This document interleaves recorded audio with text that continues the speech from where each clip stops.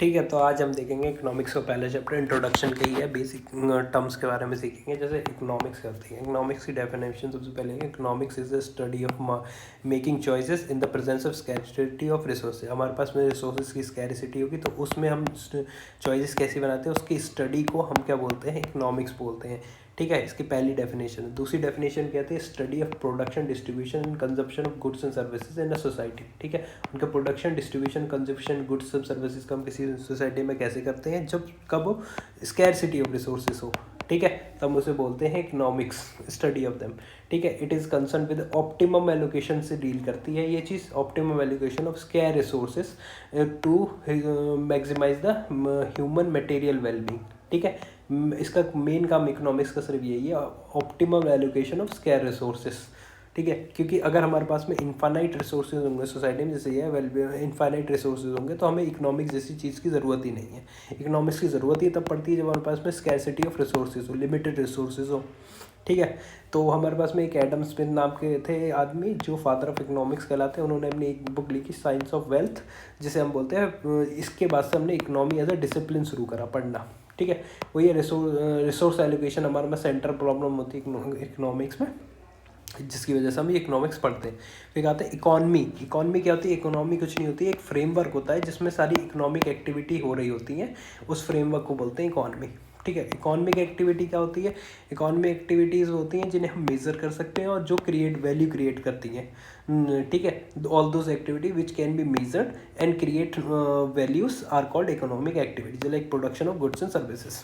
ठीक है, इकॉनमी ये होती है, इकोनॉमिक एक्टिविटीज़ ये होती है। तो हमने तीन चीज़ें देखी। इकॉनमी क्या होती है? Study of making choices in presence of scarcity of resources. Economy क्या होती है? वो फ्रेमवर्क होता है जिसमें सारी इकोनॉमिक एक्टिविटी हो रही होती हैं। और ये क्या होता है? इकोनॉमिक एक्टिविटीज़ कहते हैं जिन्हें, वो एक्टिविटीज़ जिन्हें हम मेजर कर सकते हैं और वो जो क्रिएट करती है वैल्यूज़ को। ठीक है, फिर हम बात है इकोनॉमी। इकोनॉमिक्स दो होती हैं, माइक्रो इकोनॉमिक्स और मैक्रो इकोनॉमिक्स। माइक्रो इकोनॉमिक्स क्या होती है? जब इंडिविजुअल्स के बिहेवियर को स्टडी करते हैं, study as a system as a whole को। जैसे इनकम ऑफ अ पर्सन, यहाँ पे नेशनल इनकम बन जाता है। आउटपुट ऑफ अ फर्म, ये जीडीपी बन जाता है इधर आके। Price of a product, price level बन जाता है इधर आके। ठीक है, फिर फैक्टर ऑफ प्रोडक्शन क्या होता है? फैक्टर जो resources that are used in the production of goods and services, वो रिसोर्सेज जो production of goods and services के प्रोडक्शन में यूज़ होते हैं उन्हें बोलते हैं फैक्टर ऑफ प्रोडक्शन। ठीक है, चार तरीके फैक्टर ऑफ प्रोडक्शन होते हैं: land, labour, capital and entrepreneur. Land से हमें क्या मिलता है? Natural resources. लेबर से हमें क्या मिलता है? Human efforts. कैपिटल से हमें क्या मिलता है? Tool and machinery. फिर हम एंटरप्रेन्योर से हमें क्या आता है? Create new product. फिर ये बदले में लेते क्या है? रेंट। लैंड रेंट लेता है, लेबर हमें वेजेस लेती है, कैपिटल को इंटरेस्ट मिलता है कैपिटल से, और ये क्या लेते हैं? प्रॉफिट लेते हैं एंटरप्रेन्योर।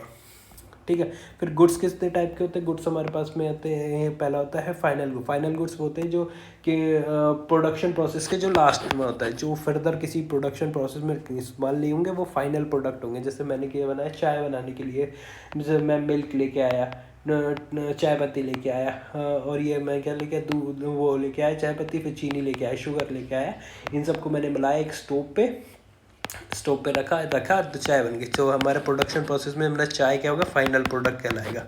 ठीक है, all those are final products of, कहते हैं they are the final products of production process, are not used in the raw material for the other products and services. आगे किसका? चाय का आगे कोई इस्तेमाल नहीं हुआ। ठीक है, इसे बोलते हैं प्रोडक्शन प्रोसेस। और ये हमारे जीडीपी कैलकुलेट करने में काम आती है। जीडीपी क्या होती है हम आगे बात करेंगे। जैसे क्लॉथ्स हो गए, फूड हो गए, कार हो गए, स्मार्टफोन हो गए, ये फाइनल गुड्स में आते हैं। इंटरमीडिएट गुड्स होते हैं वो जो प्रोडक्शन प्रोसेस में कंज्यूम हो जाते हैं फाइनल प्रोडक्ट बनाते वक्त। जैसे इस चाय बनाते वक्त में जैसे मिल्क कंज्यूम हो गया, चाय पत्ती कंज्यूम हो गई, ये शुगर कंज्यूम हो गई, तो ये क्या हो गए? इंटरमीडिएट गुड्स कहलाते हैं। Intermediate goods are the goods that are used in production of the goods and services, used in and consume in the process of production.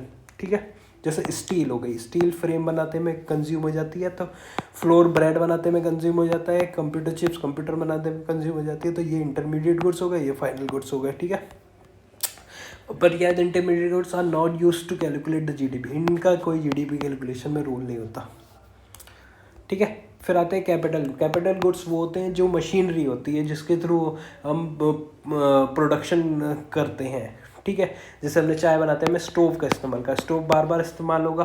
Production करेगा, हम इंटरमीडिएट गुड कंज्यूम हो जाएंगे और फाइनल प्रोडक्ट बनाते रहेंगे। किसकी वजह से? कैपिटल गुड्स की वजह से। तो capital goods are used to produce goods and services और also known as production goods and intervention good. They do not consume in the production, ये कंज्यूम नहीं होते हैं, ठीक है। कैपिटल गुड्स कंज्यूम नहीं, लेकिन बार बार यूज होते हैं, लेकिन ये प्रोडक्शन प्रोसेस का मेन पार्ट होते हैं, ठीक है। इंटरमीडिएट गुड्स कंज्यूम हो जाते हैं, कैपिटल गुड्स कंज्यूम नहीं होते, ठीक है। इन दोनों को मिलाते हैं तो फाइनल गुड्स बनते हैं हमारे। जैसे हमने किया चाय, स्टोव जो था जिस पे बना रहे थे बर्तन, तो वो क्या हो गया? कैपिटल गुड्स हो गए। मशीनरी जितनी होती है वो, ठीक है, ठीक। इंटरमीडिएट गुड्स कौन से होते हैं? Intermediate goods use in the input of production में and consume in the process of production, consume हो जाते हैं प्रोडक्शन प्रोसेस में। तो इंटरमीडिएट गुड्स ऐसे देखे जाते हैं। अब आते हैं डिमांड एंड सप्लाई की बात करते हैं। डिमांड क्या होती है? डिमांड में सिर्फ दो चीज़ें ध्यान रखना है, विल एंड एबिलिटी, ठीक है। विल एंड एबिलिटी को ध्यान रखना है। डिमांड जनरेट होगी तो विल होगी, एबिलिटी होगी, ठीक है। Will to buy a commodity at a given price and at a given point of time is called demand, ठीक है। कि अगर इंसान के पास में विल है और एबिलिटी है तो वो डिमांड जनरेट करेगा किसी भी गुड्स एंड सर्विसेज की। लॉ एंड जैसे मैं प्राइस, किसी भी कमोडिटी के प्राइस इंक्रीज होंगे तो क्या होगी? डिमांड करेगी, यानी कि प्राइस इंक्रीज हुए, उसकी विल घट गई उसको लेने की, और जैसे डिमांड, विल घट गई तो डिमांड घट गई, ठीक है। अगर अब फैक्टर्स देखें कैसे, जैसे नॉर्मली तो इन्वर्सली प्रोपोर्शनल होता है। अब मान लो कंज्यूमर की इनकम बढ़ गई, कंज्यूमर की इनकम बढ़ गई, अब नॉर्मल गुड है तो वही है, कंज्यूमर की इनकम बढ़ गई, उसकी विल बढ़ गई लेने की सामान, तो वो दूसरी जगह तो उसकी डिमांड भी इंक्रीज करेगा। जैसे विल इंक्रीज हुई, will plus ability equals to demand, will increase हुई, डिमांड इंक्रीज हो जाएगी उसकी, ठीक है। अगर वो इन्फीरियर गुड है, मान लीजिए इन्फीरियर गुड जिनके लॉट ऑफ अल्टरनेटिव होते हैं, जैसे मारुति 800 है और एक जगह थार खड़ी हुई है, तुम्हारी इनकम बढ़ गई है तो तुम मारुति 800 थोड़ी लोगे, थार लोगे, तो मारुति 800 की डिमांड गिर गई। तो इस तरीके के इन्फीरियर गुड्स की डिमांड गिर जाती है कंज्यूमर की इनकम बढ़ते ही, ठीक है। अब आते हैं गिरफिन गुड। गिरफिन गुड वो होते हैं जिनके अल्टरनेटिव प्रेजेंट नहीं होते, तो इनका क्या होता है? जैसे प्राइस इनकी इंक्रीज होती है तो डिमांड भी इनकी इंक्रीज हो जाए। Price of a commodity increase होती है तो डिमांड भी इंक्रीज हो जाती है, because they are no alternative of this goods, like सोना, चांदी और ये सब महंगे आइटम्स, एप्पल वॉच, एप्पल के आइटम्स, इनके प्राइस बढ़ते हैं, लोग खरीद लेते हैं। Price of a relative good जैसे सब्स्टिट्यूट जो उसे रिप्लेस कर दे, जैसे पेप्सी और कोक का एग्जांपल दे। जैसे कोक के प्राइस बढ़ेंगे, लोग कोक से शिफ्ट होकर पेप्सी पे आ जाएंगे, पेप्सी की डिमांड बढ़ जाएगी जो उसको रिप्लेस कर सके। ऐसी हो जैसे कि जो सब्स्टिट्यूट गुड के प्राइजेस बढ़ते हैं जो उसको रिप्लेस कर सकता है, जैसे पेप्सी को कोक रिप्लेस कर सकती है। जैसे कोक के दाम बढ़े तो पेप्सी के डिमांड बढ़ जाएगी क्योंकि लोग इससे शिफ्ट होकर इस पे आ जाएंगे, ठीक है। फिर आते हैं कॉम्प्लीमेंट्री गुड्स। कॉम्प्लीमेंट्री गुड्स हो जो उसके साथ में, जैसे चाय प्लस सुट्टा। जैसे चाय के दाम बढ़े, लोगों की विल खत्म हो गई इसे पीने की चाय, उन्होंने सुट्टा भी बंद कर दिया अपना, सुट्टे की डिमांड अपने आप घट गई। जो कॉम्प्लीमेंट्री जो चाय के साथ में सुट्टा पीते हैं, कॉम्प्लीमेंट्री जो साथ में लेते हैं। टेस्ट एंड प्रेफरेंसेज, जैसी टेस्ट बदलता है यानी कि विल बदल गई, उनकी विल घट गई तो वही डिमांड बढ़ गई, यानी कि विल अगर बढ़ जाएगी दूसरी जगह टेस्ट, उसकी विल बढ़ जाएगी तो उसकी डिमांड भी इंक्रीज हो जाएगी। टेस्ट एंड प्रेफरेंसेस ऐसे होते हैं। सप्लाई में अब अपने आप को कंज्यूमर के साइड पे करना है, प्रोड्यूसर के, यहाँ पे हम कंज्यूमर की साइड पे देख रहे थे, अब हमें प्रोड्यूसर की साइड में देखना, ठीक है। हम प्रोड्यूसर हैं, प्रोड्यूसर की वही विल प्लस एबिलिटी कस्ट सप्लाई। ध्यान से, विल टू प्रोड्यूस, मार्केट में जैसे उसके प्राइसेस बढ़ जाएंगे, मार्केट में इस कम्योडिटी के, तुम्हारी विल बढ़ गई उसे प्रोड्यूस करने की, तुम्हें ज़्यादा प्रॉफिट मिलेगा तो सप्लाई भी बढ़ा दोगे तुम, ठीक है, ज़्यादा प्रॉफिट। टेक्निकल इंप्रूवमेंट आ जाएगी, एबिलिटी बढ़ गई तुम्हारी, ज़्यादा प्रोड्यूस करने की एबिलिटी बढ़ गई, will plus ability equals to supply, ability बढ़ गई तुम्हारी प्रोड्यूस करने की, सप्लाई बढ़ा दोगे तुम, ठीक है। टैक्स बढ़ गया तुम्हारी, क्या एबिलिटी कम कर दी, विल और एबिलिटी दोनों ही कम कर दी तुम्हारी, अब तो प्रोड्यूस क्यों करोगे भाई, सप्लाई घटा दोगे तो, ठीक है।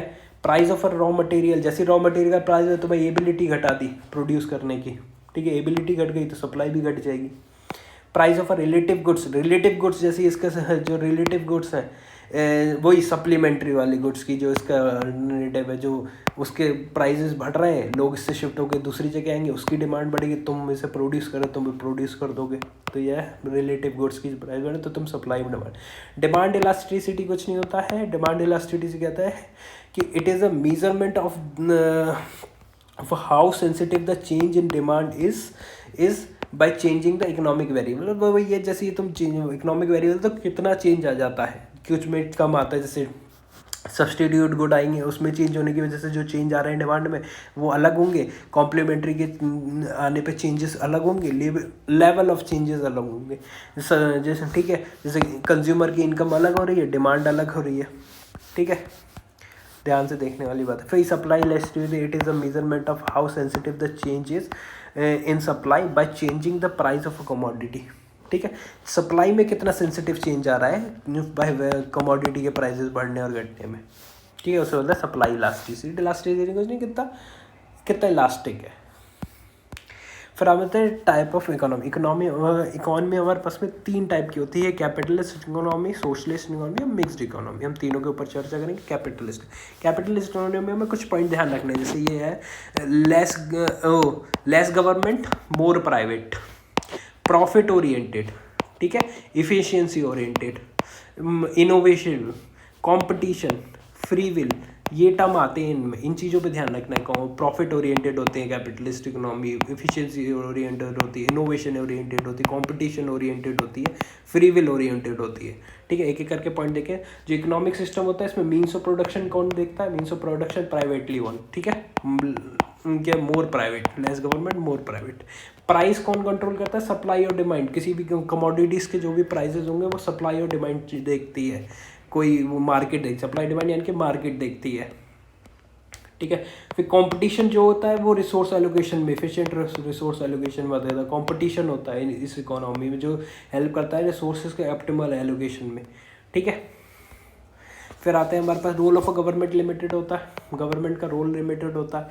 मार्केट में जो जो मेन इंपॉर्टेंट रोल होते हैं खाली वही रेगुलेटरी, मार्केट को रेगुलेट करना, लगना, देखना, रूल बनाना, लॉलेसनेस ना आना, सब काम, लॉ ना आना, लॉलेसनेस नहीं, लॉ ना आना, ठीक है।